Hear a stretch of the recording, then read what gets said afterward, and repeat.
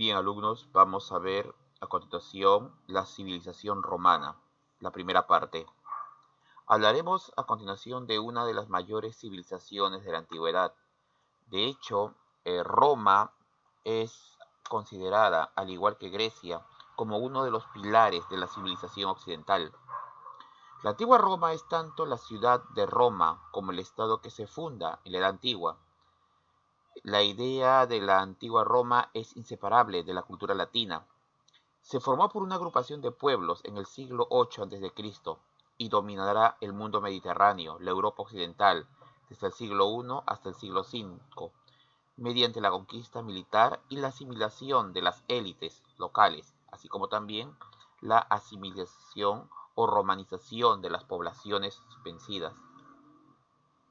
El dominio romano ha dejado huellas, no solo arqueológicas y literarias, sino también ha dejado una forma de vida, una forma de ver el mundo. Pero vamos a ver ahora, chicos, el marco teórico o cómo se desarrolla esta civilización. Estamos en el 753 a.C., cuando a orillas del río Tíber se funda una ciudad, la ciudad de Roma. Esta ciudad perdurará y tendrá el poder sobre el mundo mediterráneo. La historia de esta ciudad va a ser continua hasta el año 395, cuando Teodosio el Grande dividió el imperio, y se mantendrá aún un siglo más, hasta la caída del Imperio Romano de Occidente. Ahora, mientras que Roma se va desarrollando en nuestro territorio, es decir, en el Perú, seremos testigos del desarrollo de la cultura chavín, del desarrollo de Paracas, de los inicios de Nazca y Moche. Vemos aquí en el mapa, chicos, donde se ubicó Roma en sus orígenes. Vemos, por ejemplo, jóvenes, aquí, Roma, cómo se ubica en la península itálica, esto es Europa, Europa Central.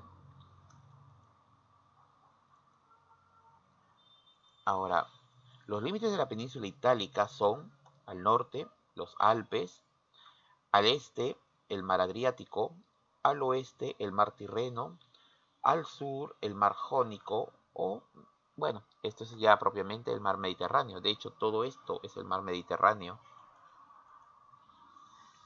Las regiones jóvenes están bien diferenciadas. Tenemos la península itálica, que está dividida en la zona continental, la zona continental, la zona peninsular y la zona insular, es decir, las islas.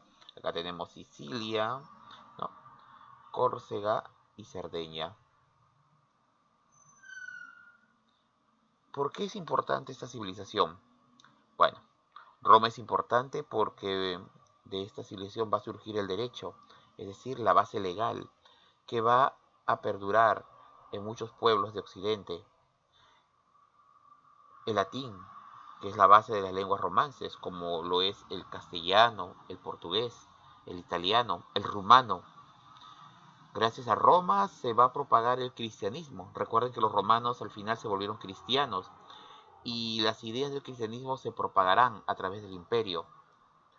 Como les dije, Roma será uno de los pilares de la civilización de Occidente.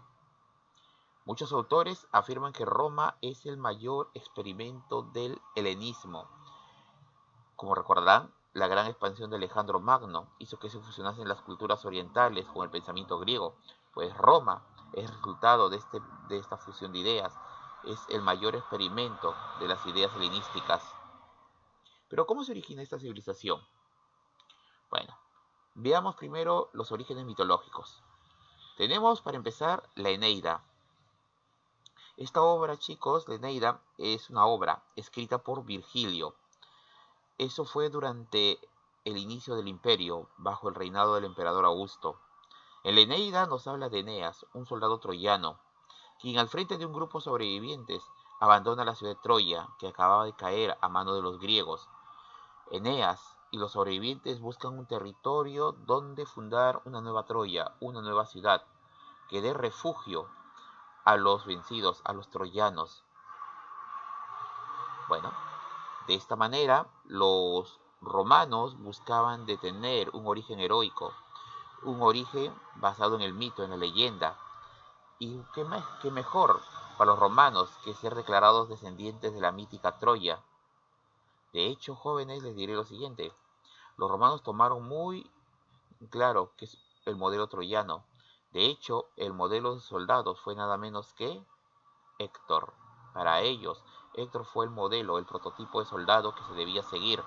Ellos no miraban a Aquiles, como lo hacían los griegos, ellos miraban a Héctor. Bueno, pero es la leyenda sobre la fundación de una ciudad. La ciudad fundada fue Alba Longa. Y eso me lleva a la segunda leyenda, la leyenda de Rómulo y Remo. Siete u ocho generaciones después de la fundación de Alba Longa, Rea Silvia, ¿no?, la princesa, hija del rey Númitor, rey de Alba Longa, ella fue encerrada por su tío Amulio, quien había depuesto al rey, es decir, al padre de Rea Silvia. Se cuenta que Rea Silvia, quien estaba encerrada, recibió la visita del dios de la guerra, Marte, quien se enamora de la joven y cohabita con ella. Y gracias a esto nacerán dos niños, Rómulo y Remo. La leyenda dice que cuando Amulio se enteró, ordenó ejecutar a Rea Silvia y ordenó que asesinasen a los pequeños. El soldado que debía asesinar a los pequeños no pudo hacerlo.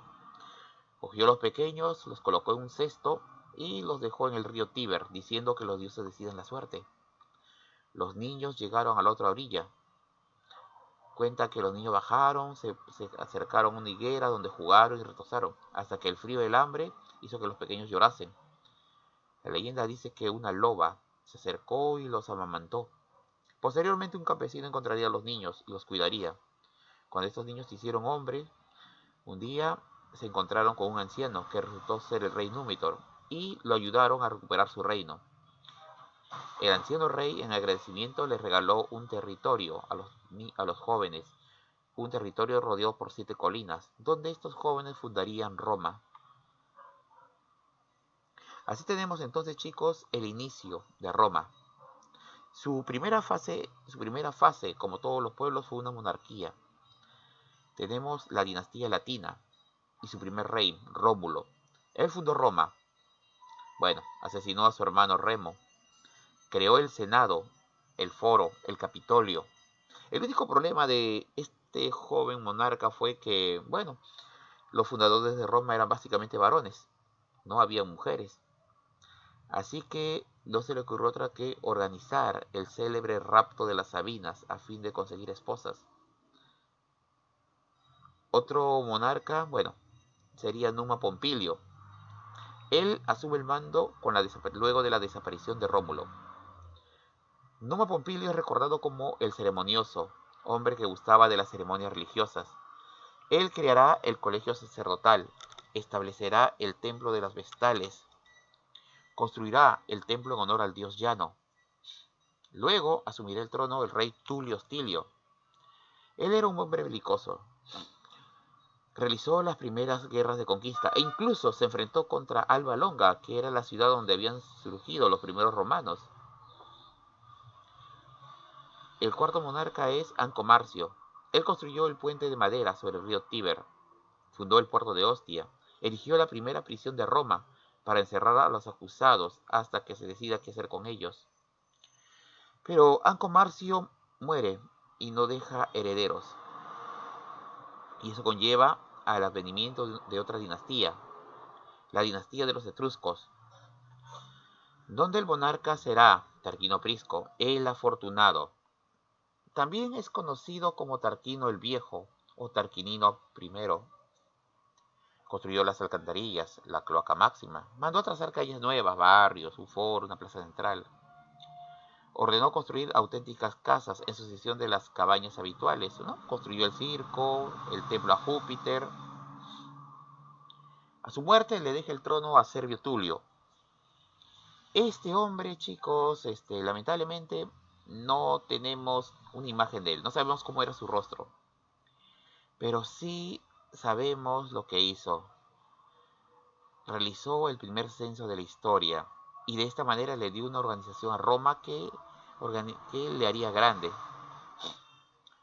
Servio Tulio fue depuesto por su yerno, Tarquino. La historia lo recuerda a él como Tarquino el Soberbio.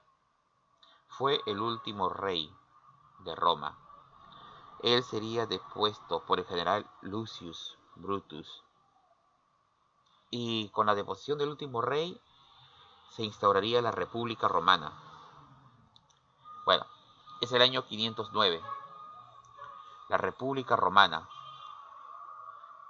Chicos, Roma ha eliminado a su último rey. Los romanos comienzan a organizarse. El problema, chicos, es que los romanos, temerosos ¿no? de algún posible restablecimiento de la monarquía, van a crear un nuevo tipo de gobierno en el cual van a prevenir el retorno de los monarcas. Y bueno, la República Romana perduraría por los siguientes 5 siglos. Pero pese a ser una república, no todos eran iguales.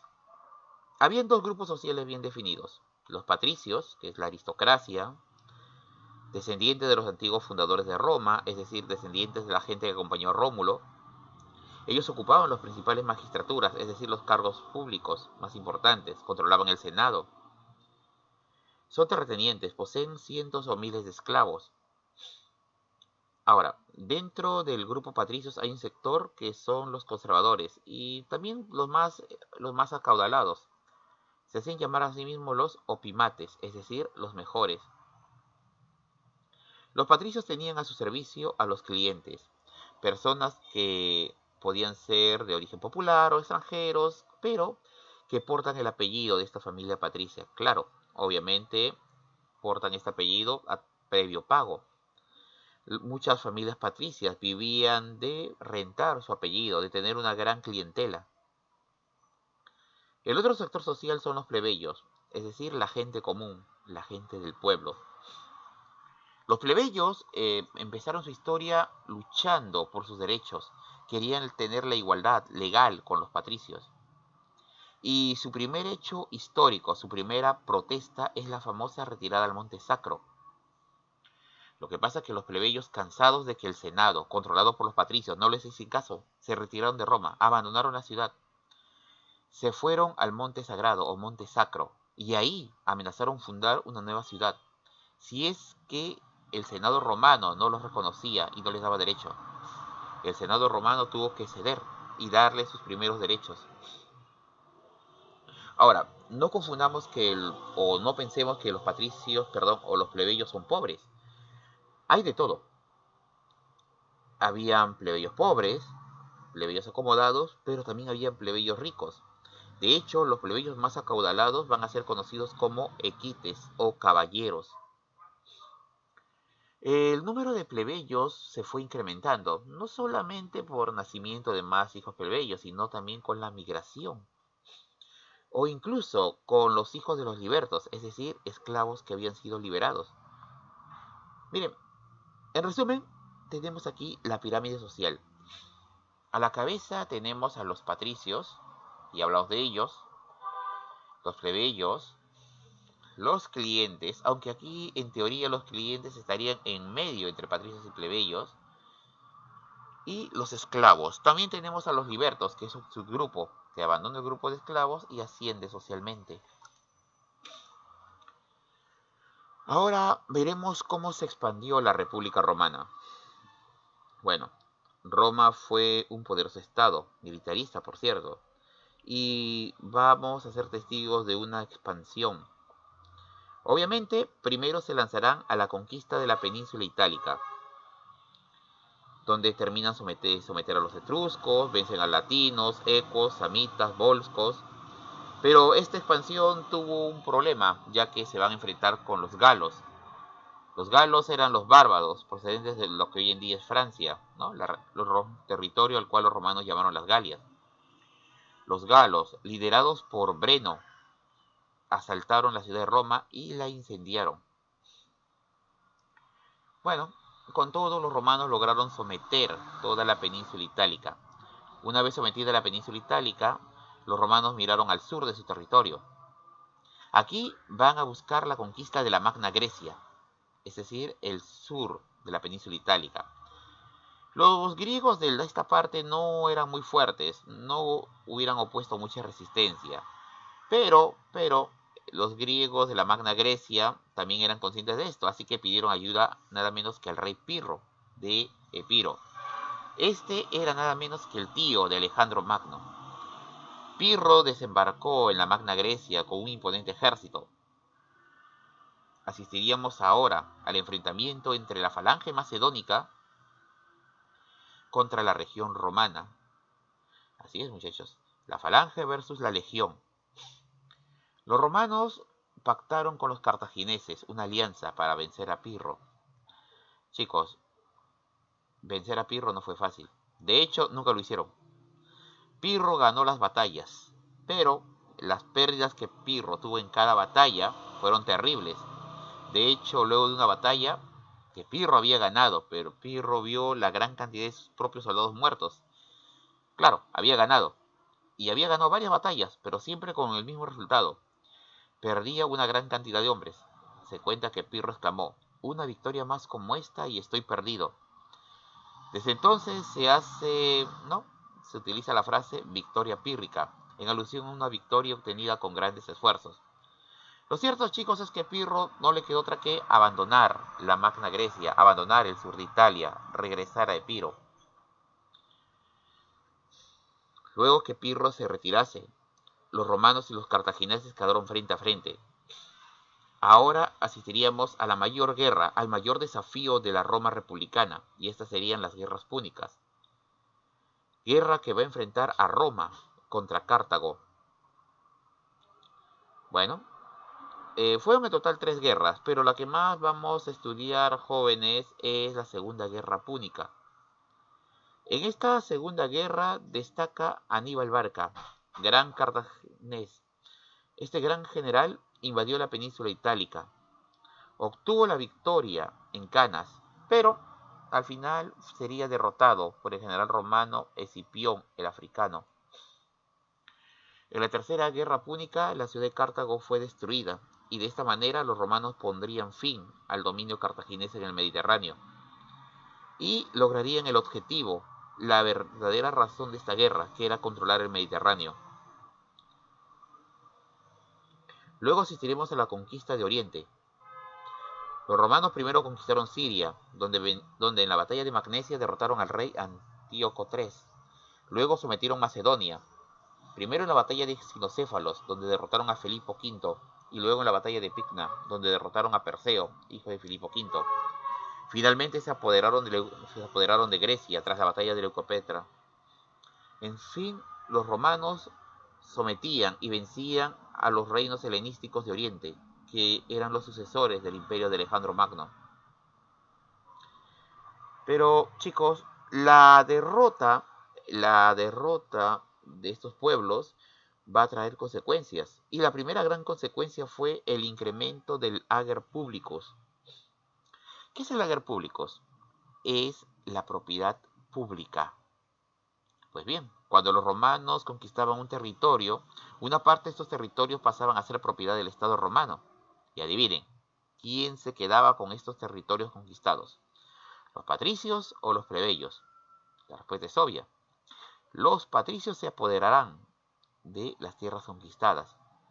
También asistimos al incremento del número de esclavos. Pronto los esclavos pasaron a ser la mayoría. Y esto, jóvenes, traerá una consecuencia, ya que los esclavos desplazaron a los plebeyos en el trabajo.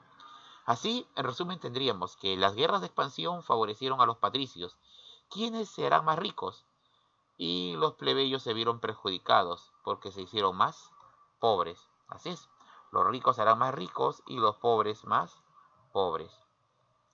Y todo esto, jóvenes, desembocó en la llamada crisis de la República Romana. Como sabemos, el sometimiento de grandes territorios en el Mediterráneo trajo problemas a Roma. Aquí en el mapa podemos observar en naranja los territorios que la República Romana conquistó de manera directa, ¿no? África, Hispania, la zona de las Galias, es decir, el norte de Italia, parte del noreste, ¿no? la costa mediterránea de Francia, Iliria, la costa, ¿no?, a orillas del mar Adriático y parte del norte de África. Bueno, estas conquistas crearon problemas que cambiaron la situación política, económica y social. De hecho, todo esto se observó en una profunda crisis que traería como consecuencia la liquidación de la República y el establecimiento del imperio. Vemos que esta expansión, chicos, afectó de manera dispara a patricios y plebeyos. Como les dije al comienzo, los patricios se apoderaron del ager publicus, todo territorio confiscado a los pueblos vencidos, que pasó a ser propiedad del Estado romano, fue entregado a los patricios. Así es, los patricios se quedaban con todo. ¿Y por qué?, te preguntarás. Bueno, ellos controlaban el Senado. Recuerda que el Senado romano era la institución más importante de la República Romana. El Senado lo controlaba todo. Y los tribunos, aquellos que debían defender al pueblo, no, muchachos, los tribunos traicionaban a la plebe. Los plebeyos se van a empobrecer. ¿Por qué? Bueno, los plebeyos tenían que pagar los impuestos, pero como estaban abocados a la guerra no podían trabajar sus tierras, así que los impuestos no fueron pagados y el Estado les comenzó a quitar la tierra. Una gran parte de plebeyos, para no perder sus tierras a manos del Estado, las vendían. Y bueno, los patricios iban comprándolas. De esta manera fueron incrementando aún más sus tierras. Cuando los plebeyos abandonaban sus tierras, no les quedaba otra que irse a vivir a la ciudad. Y bueno, el problema es que en la ciudad ellos esperaban encontrar trabajo, pero no lo encontraban. ¿Por qué? Porque los esclavos hacían todos los trabajos. Lo que pasa es que después de cada guerra de conquista, Roma capturaba a más de la mitad de la población y se la llevaba en calidad de esclavos. Los esclavos ocuparon todos los estratos laborales, desde simples trabajadores de construcción hasta competentes administradores, pasando por médicos e incluso funcionarios. Todos ellos realizaban los trabajos y la mano de obra libre, bueno, quedaba desplazada. Ahora, el problema, chicos, es para los plebeyos. No tienen de qué vivir. Imagínate, llegaban a la ciudad, no había trabajo. Y una gran cantidad de plebeyos desocupados, y muchos de ellos exsoldados. Esto era un caldo de cultivo que podía terminar mal, ¿no? ¿no? Era una bomba de tiempo. Así que el Senado tuvo que poner manos a la obra. A fin de evitar toda posible revuelta por parte de los plebeyos, el Senado aplicó una política, pan y circo. ¿Qué quiere decir esto? Bueno, cuando alude al pan significa que había que alimentar a la plebe. Así es, el Estado romano se tomó la molestia de alimentar a los plebeyos. Ya alimentados, venía ahora la hora de entretenerlos, y eso era el circo. Chicos, no había mejor diversión en la antigua Roma que la lucha de gladiadores, ¿no? Aquí vemos a un gladiador experto en combatir con fieras, ¿no? El bestiario romano. En resumen, chicos, podemos decir lo siguiente. Las causas que originaron la crisis de las repúblicas o la más importante, es la expansión de la república. Esta provocó que los patricios se apoderen de lager públicos, los plebeyos pierdan sus tierras y el incremento del número de esclavos, ¿no? Pero también veremos lo siguiente. Dentro de los patricios y plebeyos habían grupos. Los opimates querían preservar sus privilegios y los equites, la clase ascendente, comenzó a reclamar más y más. Asistiremos entonces al enfrentamiento entre ambos grupos. Pero no todo estaba perdido, o al menos eso se esperaba, o se creía. Hubo intentos de solucionar los problemas, y para eso van a estar los hermanos Graco. El principal problema de la Roma republicana era la falta de tierras, eso es el problema agrario. Solución, plantearon los hermanos Gracos. repartir la tierra entre los plebeyos, y para ello hay que echar mano del ager publicus. Problema: los patricios se oponen. La coyuntura de esta situación: la guerra contra los aliados. Así es. Aparte del enfrentamiento entre patricios y plebeyos, había un problema mayor. Las ciudades aliadas, es decir, las ciudades de la península itálica, reclamaban derechos. Querían tener la igualdad jurídica con Roma. Y en medio de este conflicto va a estallar la pugna entre patricios y plebeyos. Acá tenemos a los hermanos Graco. Tiberio Graco propuso la ley agraria. Exigió el reparto del ager publicus. Fue asesinado por ello. Cayo Graco logró la ley frumentaria. Exigió la reducción en el precio de los cereales, en este caso del trigo. Tuvo que suicidarse por presión del Senado, ¿no? Que fue perseguido, fue acorralado. Con la muerte de los Gracos jóvenes vino un problema. El problema era que ahora patricios y plebeyos quedaban frente a frente. Vamos a asistir al enfrentamiento de dos grupos. Mario, de origen plebeyo, líder del Partido Popular, se va a enfrentar contra Sila, patricio, líder de los opimates y del partido senatorial. Ambos bandos se enfrentarán abiertamente. La guerra civil se había iniciado. La lucha sería sin cuartel entre ambos generales. Pero antes de decir o ver qué pasó en la guerra, recordemos a Mario. Mario es recordado por las reformas, una serie de reformas que acuñó dentro del ejército. El problema de la Roma, la Roma republicana, sobre todo en la última fase, es que jóvenes, bueno, hay que decirlo, los jóvenes de esta nueva Roma no querían ir al servicio militar. Hacían todo lo posible para evitar el reclutamiento, ¿no? Tal como pasa hoy en día. La pregunta era entonces, ¿cómo logro llenar mis cuadros? ¿Cómo logro llenar mis filas?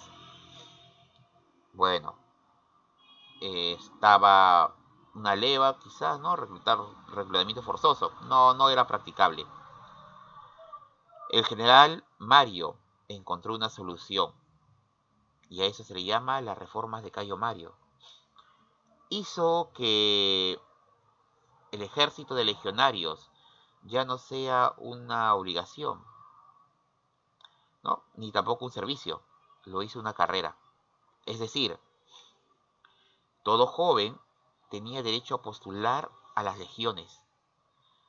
Y luego de un entrenamiento básico, ¿no? Y de algunos exámenes se veía si era aceptado o no. Si lograba ser aceptado, formaría parte de las legiones. Tendría un ingreso directo, ¿no? El Estado le pagaría un sueldo, y muy alto para los estándares de la época. El equipo militar le sería entregado por el Estado romano. Así es. Como pueden ver, chicos, por primera vez en la historia, un ejército tendría el mismo equipo militar. Antes, cada soldado debía costear su propio equipo, pero ahora los romanos lograban la estandarización de todo el equipo militar. Nacía así, jóvenes, la legión romana. Los jóvenes, que por lo general tenían entre 16 a 20 años cuando se incorporaban, firmaban un contrato que podía durar hasta 25 años de servicio. Durante ese lapso de tiempo, el joven permanecía en su unidad. De hecho, estábamos ante la presencia de un ejército profesional, la legión. Bueno, de esa manera, jóvenes, el ejército romano incrementaría su personal. ¿Por qué? Porque la idea de una paga, la idea del reparto de un botín y el hecho que Roma siempre ganase sus guerras atrajo a muchos jóvenes, sobre todo los de las clases más humildes, y no solo romanos, sino también de casi toda la península itálica y de muchas zonas externas o de las provincias. Así Roma incrementó el número de tropas, sus legiones aumentaron y no volvieron a tener problemas, al menos en esta etapa. Solo un problema. El problema, jóvenes, chicos, es de que este nuevo ejército ya no era leal a la República, sino leal a su general, es decir, al hombre que sufragaba sus gastos. Y eso me hace regresar a la Primera Guerra Civil. Sila era un patricio, un opimate, es decir, un hombre acaudalado. Mario era el que estaba a cargo del gobierno, es decir, el rebelde fue Sila. Sila, al mando de una sola legión, ¿no? abandonó una campaña militar que debió haber iniciado y regresó a la península itálica. Mario contaba con varias legiones, pero chicos, si esperábamos una batalla entre las legiones de contra las legiones de Mario contra la única legión de Sila, no hubo batalla. Las legiones de Mario tranquilamente se pasaban a las legiones de Sila. ¿Por qué? Bueno, Sila era un hombre acaudalado. Les dije que las legiones ya no eran leales a la República, eran leales a su general, o mejor, al general que pagara más. Sila podía pagar más. Mario murió, ¿no? Su muerte fue por causas naturales. Los sucesores de Mario debieron continuar la guerra contra Sila, pero no podían hacerlo. Finalmente, Sila entró a Roma, a sangre y fuego. Hizo ejecutar a los seguidores de Mario. Sila se proclamaría dictador vitalicio. Así es. Ahora Sila era el dictador vitalicio, el supremo dictador de Roma. Cargo que mantendría por varios años hasta que se retiró por propia voluntad. De esa manera, jóvenes, los populares, los plebeyos serían derrotados. Y bueno, demostrando así que las reformas de Mario, que si bien habían surtido efecto para mejorar al ejército romano, le jugó una mala pasada. Bueno, Sila, tras 6 años de gobierno, presenta su renuncia y se aparta del poder. Moriría el año siguiente. Todo parecería que volvería a la normalidad. Pues no. No volvería a la normalidad. Porque asistiríamos a una revuelta. ¿Se acuerdan de los esclavos? Bueno, los esclavos habían incrementado su número. Pero había un grupo de esclavos en particular. Eran los gladiadores. Estos eran reclutados entre los esclavos más fuertes o más peligrosos, entrenados día y noche para pelear y morir en los coliseos de Roma. Un día, uno de estos gladiadores alzó sus armas en contra de sus captores. Su nombre, o al menos el nombre que le dieron los romanos, Espartaco. Él organizaría una sangrienta rebelión en contra de Roma. La rebelión de Espartaco haría temblar los cimientos de la República y cuestionaría el sistema esclavista. Pero esta rebelión pronto llegaría a su fin. El hombre al cual se le encargó aplastar la revuelta fue Marcos Licinio Craso. Él lograría reprimir la rebelión de Espartaco. Craso, con un ejército financiado por su propio bolsillo y totalmente leal a él, pondría fin a la revuelta. Luego de la última batalla, Craso capturó a miles de prisioneros y ordenó que estos fuesen crucificados a lo largo del camino que unía Roma con Capua, ¿no? De esta manera, Craso quería mandar un mensaje: ¿cuál sería el castigo a todo aquel que se rebelase contra la República? Pero, chicos, Craso creyó que con haber aplastado la revuelta de Espartaco tendría un gran recibimiento en Roma, pero no. Sucede que cuando Craso llegó a Roma, Cneo Pompeyo Magno había reclamado el triunfo para sí. Pompeyo, quien regresaba de su campaña en Hispania, luego de derrotar a los rebeldes, ¿no?, al renegado Sertorio, Pompeyo regresaba a Hispania. En su camino se encontró con un pequeño grupo de fugitivos, al cual Pompeyo mandó a matar. Y llegó a Roma, presentándose así como el victorioso. Comprenderán que Craso estaba molesto, pero Craso era lo suficientemente hábil como para comprender de que necesitaría ayuda de Pompeyo. Es que Pompeyo, muchachos, cuando desembarcó en Italia, Pompeyo cometió un error. El error de Pompeyo fue, al desembarcar, licenciar a todo su ejército. Es que Pompeyo quería seguir las leyes, entrar a Roma como un simple ciudadano. Pompeyo entró a Roma. Claro, lo recibieron con los honores, pero una vez que los honores se acabaron, ¿no?, que las ceremonias, el Senado ignoró a Pompeyo.